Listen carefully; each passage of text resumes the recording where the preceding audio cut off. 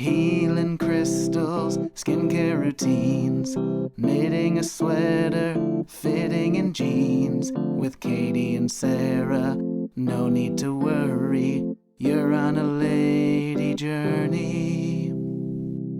Except for my shows when I show up like, hi. People are like, hi, are you okay? I'm like, Mike's gone. I've been alone in the home.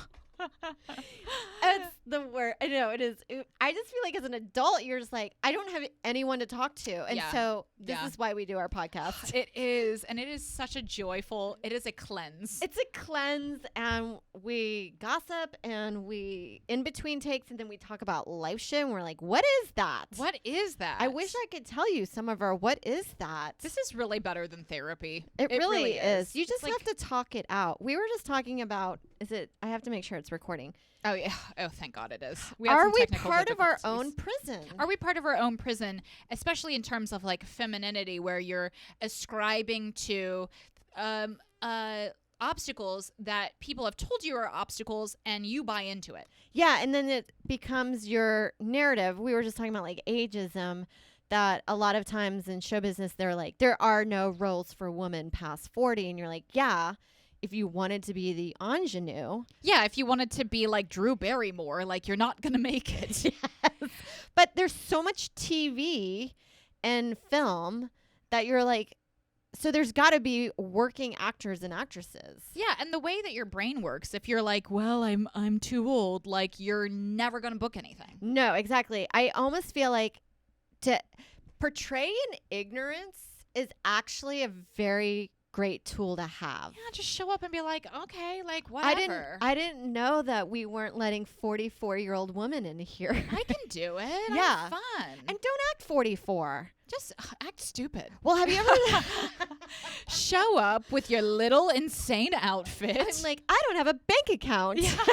I keep all of it in cash. People love it. Yeah, it's they charming. love it. Yeah. Well, I feel like a lot of people do that with the I see a lot of people do that with TikTok, with performers, because the landscape is changing now. So people will say like, oh, well, you know, people are getting on TikTok and they're getting famous and then they're selling out shows and they're the stand-ups now. And it's just like, well, you could tell that story to yourself to make yourself feel bad that you're not, you haven't by chance gotten TikTok famous. Or you could be like, the reality of the situation is that like the landscape is changing. The landscape of how we produce media and how we create is changing. And like how exciting, I want to jump on board and I could use this for myself. Yeah, it's like if you were a radio star and being like, now they've got these films that aren't pure art anymore. Yeah, like all right, dinosaur. The Sunset Boulevard, where she's like, when in my day we didn't need words, we had faces, and you're like, oh, get with the program. I know, you have to adapt. You have to adapt, and it's an exciting, and it can be an exciting opportunity. Which maybe that can go into my journey. I'm going to skip over to the jewelry, and I'm going to go right into this journey. Okay. Yes, I love it. Yes. So that's the running a business. Running a business, which is what we're doing. Can be your life. Yes. It can be your craft or your art, or even your project or your actual business. Or it can be your utter nightmare. Your worst nightmare that sucks you dry. Because you can sink as much time and energy. I mean, we're almost at a year. We're almost at a year doing this podcast, and I do at times feel like, maybe I had expectations that the podcast was going to be at 100,000 downloads by now. And I'm like, oh man, it's not there yet. Like running on borrowed time and we have to like get it going. And when I get into that frantic energy, I think I close myself off from the fun of the podcast and the fact that it's free therapy for me. Yeah. And also the solutions for growth that I am actively open to. Yes, because we were just talking about this with business in any aspect of your life is like part of also running a business is seeing what works and then what doesn't work. Like, and what doesn't work, you should stop spending your time on it. Yes, you have to really think about the Pareto principle, like the fact that you spend 20% of your time on activities that get 80% of your results, which means the opposite is true, that you spend 80% of your time doing activities that only yield 20% of your results. You have to think about, what are these like minutia things that I'm doing? Like, I kind of did find out for this that like the blog hasn't been that successful, and it has been like a lot of time and energy. So yes, maybe I'm going to pull back from the blog. We'll see. I don't know. Maybe we can do like micro blogging on Instagram. Yeah, a little micro blogging. That's maybe like easier, because I have to tell you, when I have attempted to write the blog articles a few times, and then this website that we do it on is all about SEO, like complete optimization on Google and all that, and search engine optimization, right? Yeah. And it's hard. It is actually really hard, and it goes against everything creative, I think, because you're just starting slowly becoming clickbait. Yeah, it is. And I read this other book I think I was telling you about. It was called The New Rules for Marketing and PR, and it promised me, it was $20, which was a mistake to purchase this, but it promised me that it was going to help elevate me to grow my business, no matter if it was a big company, a small company, or a little single run freelance business. And I read about half of it, and at a certain point I started skimming it, because the advice that they were giving in this book was absolutely, I mean, it was like, you need to be on every platform. It was a full-time job for a team of 5 people, the advice that they were giving. Where it was just like, yeah, I mean, if I had a team of 5 people, I wouldn't need this book, because I would have the manpower that I needed.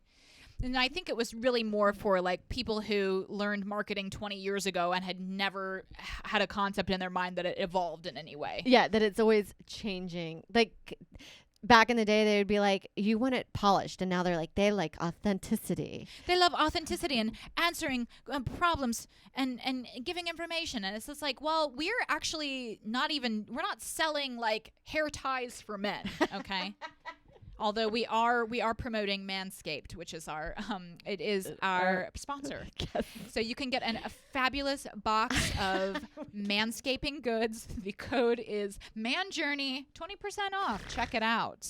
I would link love below. If like 2 months from now, we slowly turn into ManJourney. We transition. Oh my God. Like we're like, that our demographic, we're just single men. We have a lot of men who listen to the podcast, and bless you. And thank you so much, because we think that you're most of our demo, and we're actively trying to break out of it, but welcome we're taking aboard. what we can get. We are taking what we can get. Just spreading my asshole on ManJourney. Well, sometimes you got to innovate. You have to innovate. You have to innovate. But it's like it's constantly changing. We're also providing something that is like, this is entertainment. So I think the way that it's marketing, the way entertainment is marketed, and like, you know, coming up with jokes and stuff, like when you write stand-up, you are writing for an audience, but you're writing in a really broad way, and you're not necessarily writing stuff that is informative. Like when I write stand-up, I'm like, okay, I'm writing for women my age who are intelligent, who are feminists, and for some guys too, absolutely. But like, they're my target demo. So I'm going to write stuff about like being in my relationship. I'll write stuff about feminism. I'll write stuff about like an awkward experience that I have as a woman, you know, stuff like that. And that is not the advice that they're giving you in the context of, it's like, what are the problems that women in this demographic have? How can you offer them advice on how to solve their problems? And it's like, I guess that's kind of, it's kind of in the vein, but I don't think someone's coming to a comedy show like, my periods are really tough and I would love to find a solution. It does. Anytime I follow like those marketing TikToks, I'm like, they're like, go online and see what the number one question is in your thing. And you're like, I'm just doing jokes.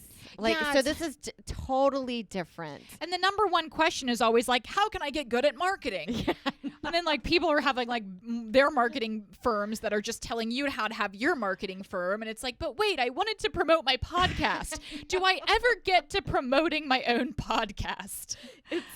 I just kept going to pyramid scheme after pyramid scheme. Yeah. Like this. How do I get out of this?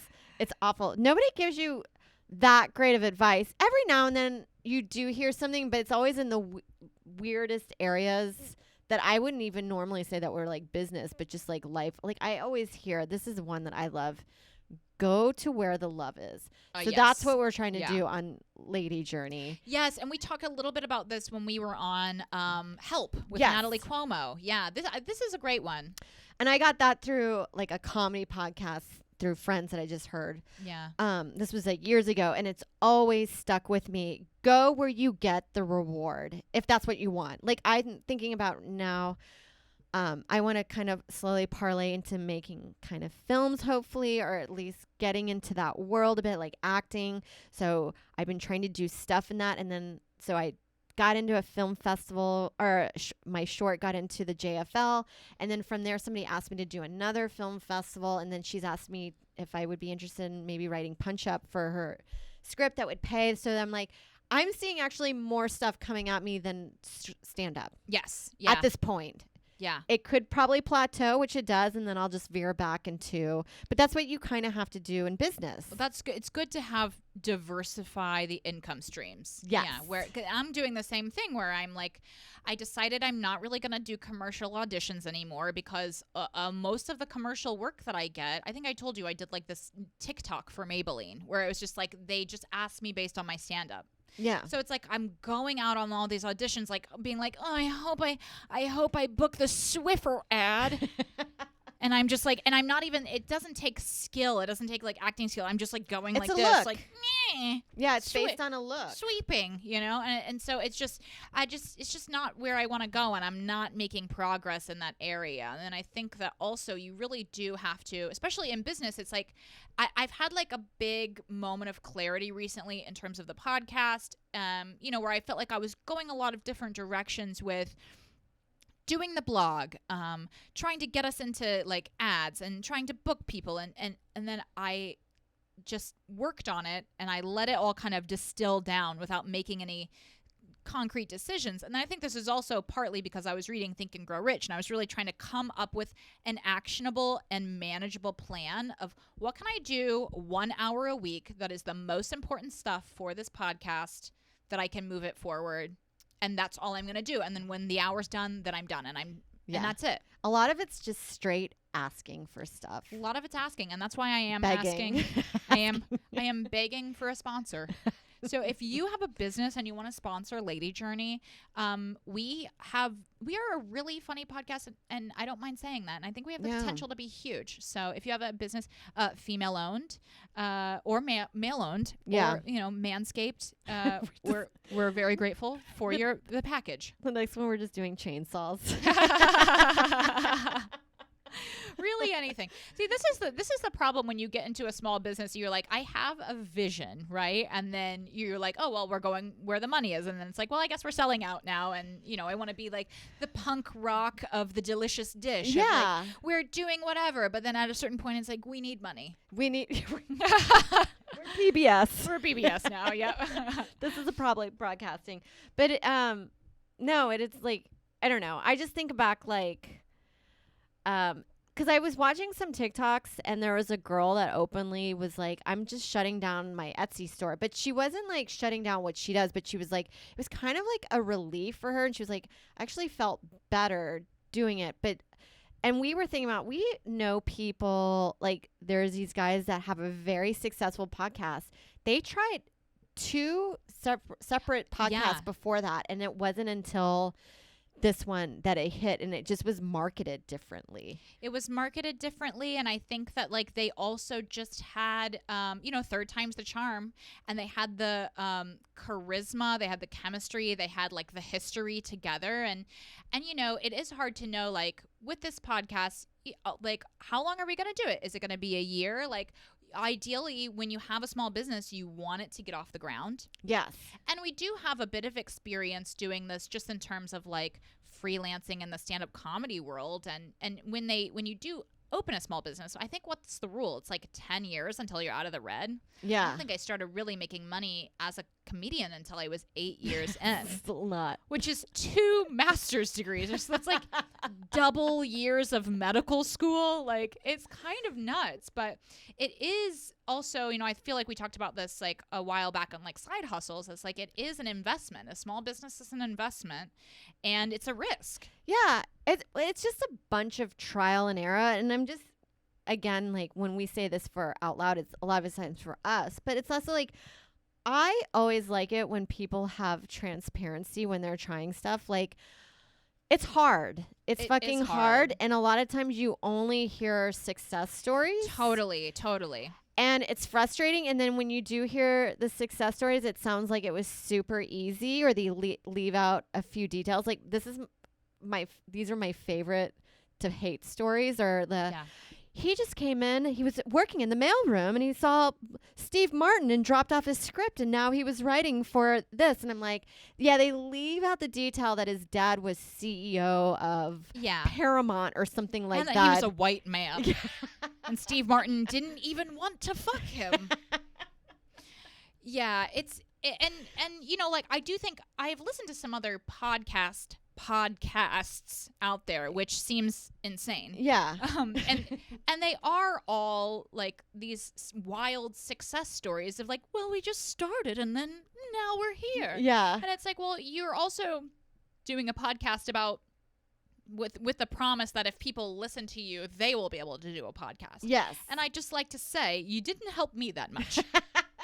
Like, we got everything, you know, and also, like, I think there is an element of chance in this. There's an element of serendipity where it's like you have to be in the right place at the right time, discovered, like, or something like happens, and you have that moment where you do get really launched. And I think, like, you can't count on that. So that's why you do have to really just, like, focus on, like you're saying, agility, focus on innovation, and then also really enjoy all of that and enjoy doing it. Yeah, because I do enjoy, like, okay, that's not working, let's do that. Like, I feel like a velociraptor in Jurassic Park, like, problem solving, like, I can get out of here. Pivot. Yeah.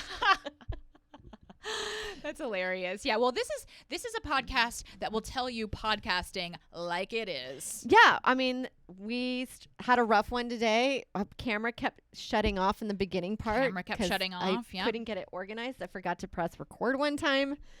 Yep. People have lost episodes all the time, but we've had people sign up for our Patreon and then, delete it immediately when we didn't respond to their emails. And that's okay. That's okay. Yeah, to each his own. We didn't know that was going to happen, but I was trying to get funding for this podcast for a while from this platform called Podcorn. So if you're a podcaster, like, maybe you know this and you've heard of it. And it's just like, I sunk hours, I'm telling you, into this, sending a proposal, crafting, like, sending a message like, hi, Katie Hannigan from Lady Journey. I never heard back from anyone except for an Australian-owned nut butter company who said they loved us and they would hire us, but they're only looking for people in Australia. And I was like, well, they would have been very on brand. You're like, we're on our way. We're on our way. So this is a real advice of, business stuff. Like, a lot of it is dead ends, and a lot of it does end up being that, like, 80% stuff. I feel like I too, when I get tired, I have like a bad pattern that I go into, and it's kind of like a workaholism pattern where it's just like everything is of the same importance to me. It's like everything is up here. So I'm just like, oh, I know, like, I'll just get on YouTube and I'll follow every person that I've ever known, and maybe 2 will follow me back, and then I'll have 2 more followers. Yeah. And I did it. Yeah. It took me 8 hours and I haven't slept. But I think that's why also, like, again, like we talked about in the last episode, like, just actually part of being a good business owner and a part of attaining that, like, elusive, magical thing of success. Like, people want you to think that you should be, like, working 24 hours a day, but you're missing out on natural insights that you might have, and you're missing out on fun when you're killing yourself. Yes. It's because that's my goal for this year. Be fun and have fun. Be fun and have fun. And I love it. I do too. I always look forward to, I call it Lady Journey Day. Oh, me too. Yeah. I look forward to it too, because we have our little chat. And I think that's really something fun about this small business that I've never had with my own stand-up. Like when you're doing stand-up, you have your friends, but it also can be like really brutally lonely just in your head, like trying to plink out jokes and being like, am I stupid? I know. Because I have moments where I'm like, this is really great. I like my set. And then I'll watch somebody else and I'm like, I think what I'm doing is so stupid. Yeah. Yeah. And also I'm talking about my ear holes right now. I love that joke. Well, stand-up is like a very, it is the epitome of the Dunning-Kruger effect, where it's like, you know, you've been doing stand-up for years and years, but one like little joke, one tag bombs, and you're like, am I a moron? And people secretly think that I am dragging this establishment down. And then meanwhile, like somebody who's been doing it for like 2 weeks is like, hi, I'm a comedian.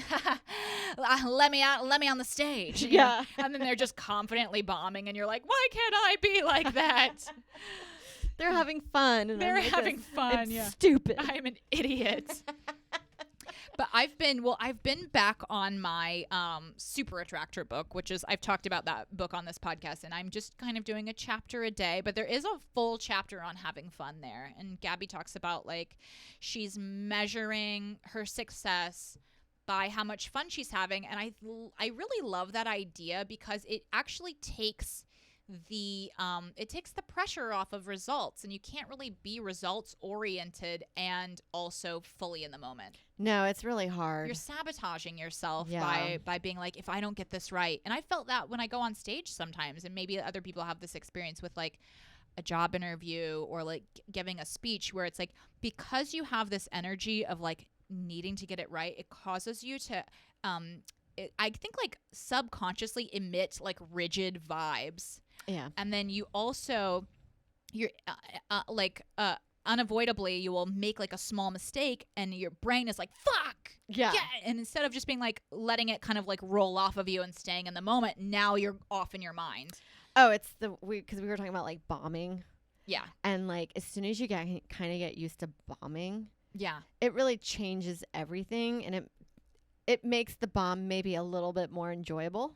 Yeah, you're like, oh, I'm bombing right now. Like, that's okay. It's like when you're having a nightmare and then you realize you're dreaming. Oh, I actually really love that feeling. Yeah. There's a feeling of relief when you realize you're actually dreaming. Yeah, you're like, oh, okay. Okay. And then you come out of it at that moment. Come out of it. Yeah. Because I think when you put yourself in challenging situations, it's really important to do that every now and then, because then you get to observe how you close off or how you, I mean, I even feel it like in social situations still. I'll be like with people I've been friends with for 10 years and I'm like trying to leave and people are like, where are you going? I'm like, I was just going to go be alone on the streets actually, because it felt too much. And it's like, let's just stay in it and see, like, notice the tendency to like run away from everything that's like positive in your life. Yeah. I always say too, sometimes just respond in a natural way of like actually how you're feeling.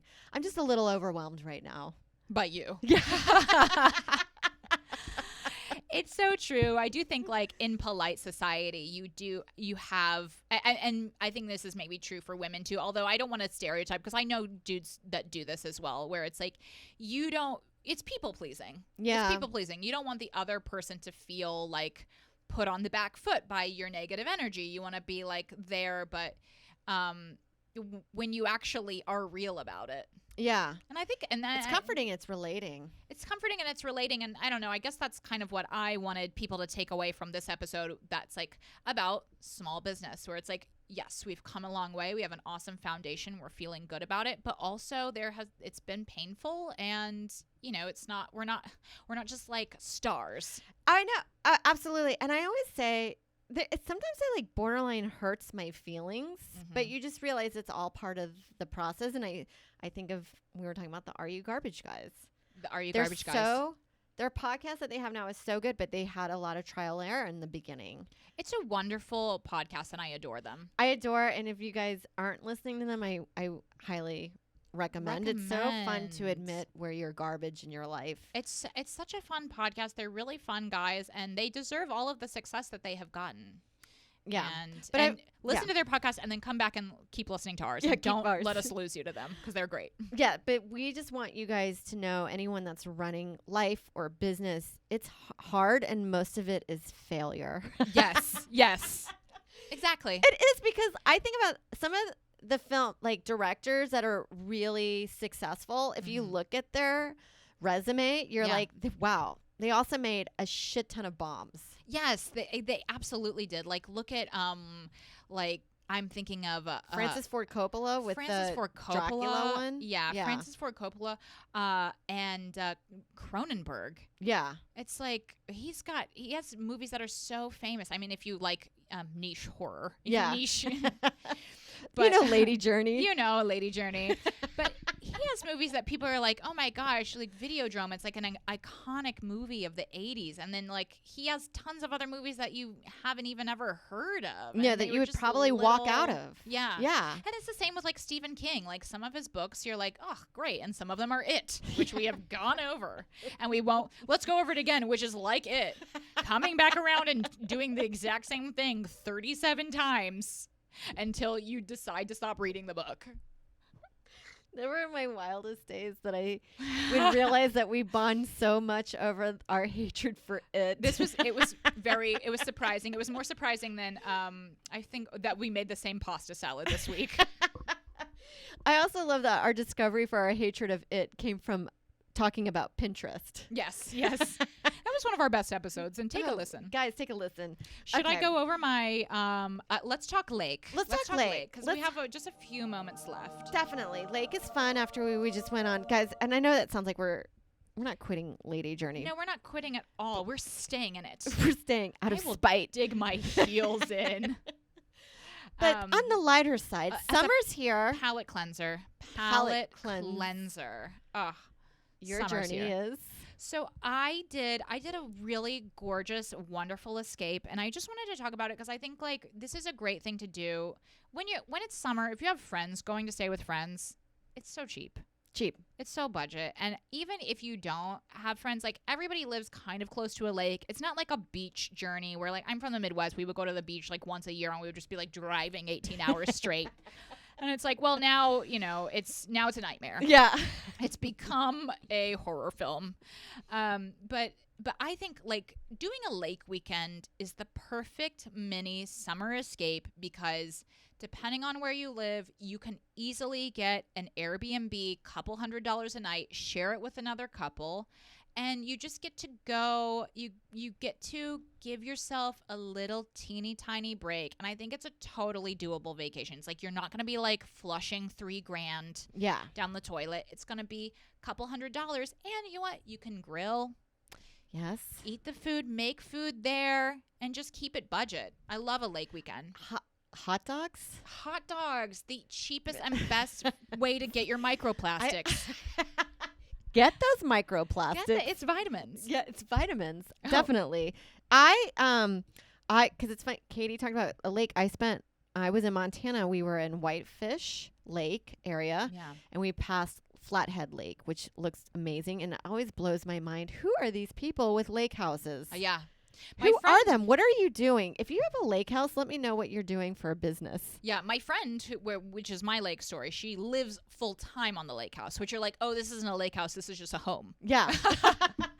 So it's like the poor man's lake house where you live. I grew up in a lake growing up, but it was a corporate lake, and there was a golf course across this across the lake. And I have to say, I feel absolutely privileged that I got to have a childhood growing up on a lake, canoeing, fishing. Oh, wow. We even did golf ball hunting. Oh, that's Loved so it. Fun. Although I would probably reflect back and be I cannot believe we did not get any flesh eating. It was brown and it was 90 degrees. And tons of moccasins. Oh, my God. Yeah, the Southern Lakes. Yeah. We were talking about the Southern Lakes, which I always fear those because of the... Proceed with caution. Yeah. There was some girl was swimming in Lake Austin, or Austin. She got a water bug in her that caused a huge rash. Ugh, it's the southern lakes that you get that They're horrific, too hot. the brain parasite, where you go in the water and it just goes up your nose right to your brain.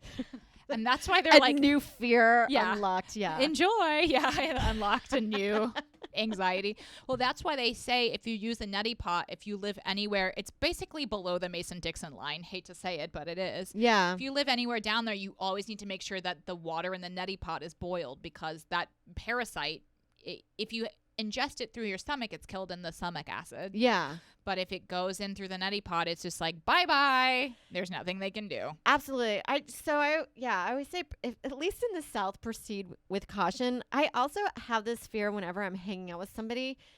Don't just dive into a lake. I don't go in the lake. I have to say, like, I'm more of like the edge. I love the edge of the lake.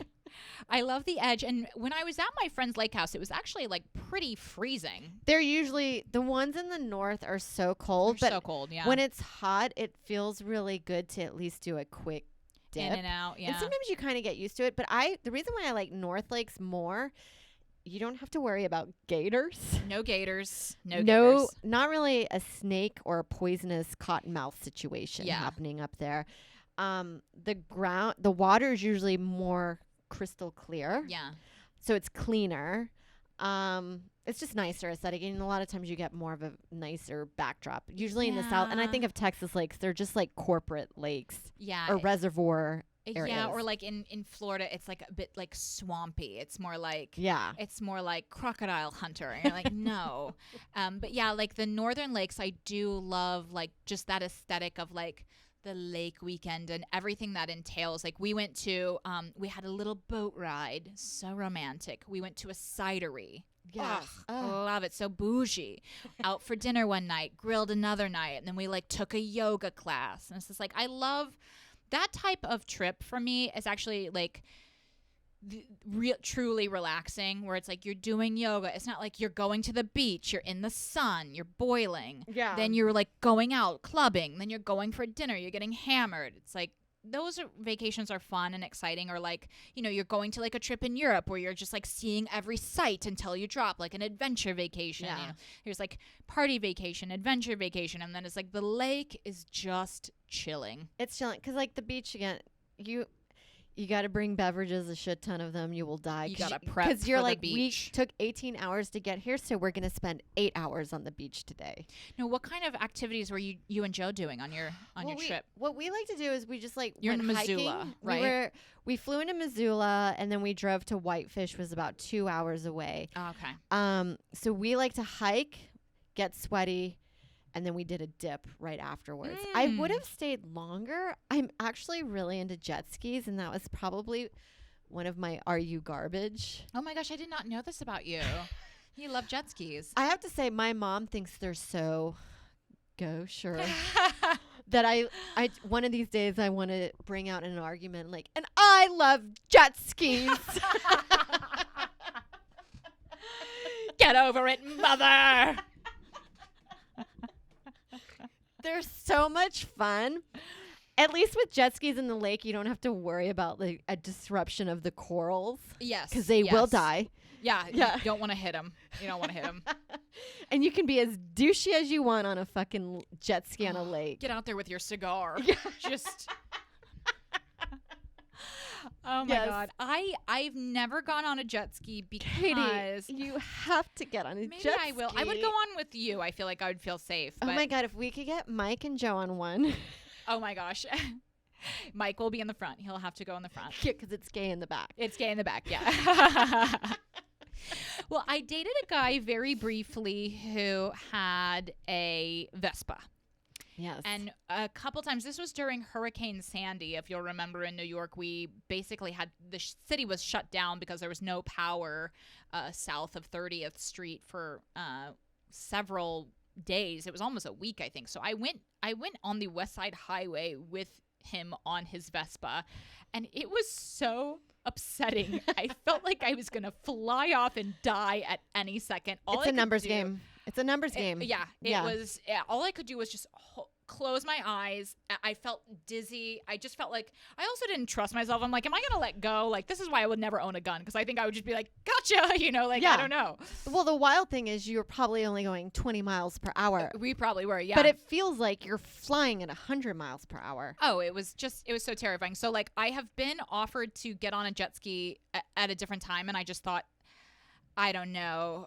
I'm afraid. Well, if you wipe out, it's a lot safer. Yes, it certainly is. Than just rolling down the highway. You're not skidding your cheek against gravel for about 2 blocks. Yeah, the only reason I went on the Vespa with him is because I had to go to an audition. So I showed up to my audition like, hi. Like sweaty and helmet hair. Yeah. It's never like, I'm the cool girl. Yeah. Like, hey, just riding my Vespa around to get a latte. I'm just like shell shocked.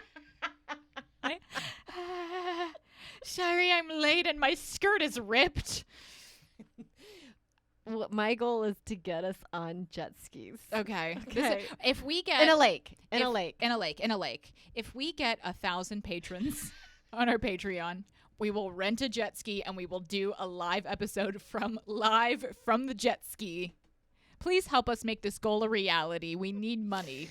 Oh my God, I love it. I love it. This has been a really fun episode. Yeah, I love it. Started. It was highs and lows, and then we peaked. I'm so thankful we ended on a high note. We needed a palate cleanser after that one. We're like, he's a hard slug. Good luck out there. Yeah. Then we're like, get yourself to a lake. Get yourself to a lake. You'll feel amazing. That's very Lady Journey. Yeah, very Lady Journey. Lady Journey.